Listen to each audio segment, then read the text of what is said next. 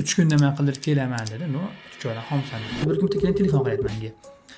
Volkswagen endi yangi chiqqan payti aka mashina tang degan ovoz chiqdi.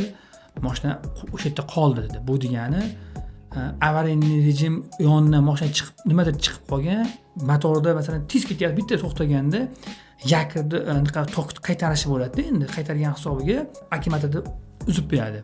İşte prepatron degan narsasi bor-da, avariya rejimga. O'sha narsa otgan telefon qilib turib, "Uka, qanchada bo'ladi?" Dedi, "Aka," dedim, "4 kunda bo'ladi mashinangiz," dedim. 900 dollardan 1200 dollargacha bo'ladi dedim. Endi zapchasini hisobidan xizmat pulini olasiz endi.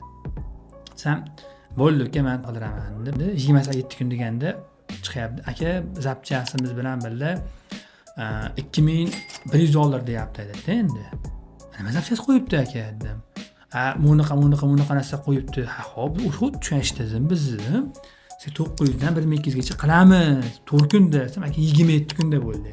Menga telefon qilishdan maqsad aytayaptiki, zapchasi 900 dollar bo'ldi. O'sha narsa menga to'lat ishxonadan undirib bering demoqchi. Masalan, oldingiz bironta katta akkumulyator bilan kichkina akkumulyatorga garantiya beradi 100% ga. Biron narsa bo'lsa tekinga qilib beramiz biz.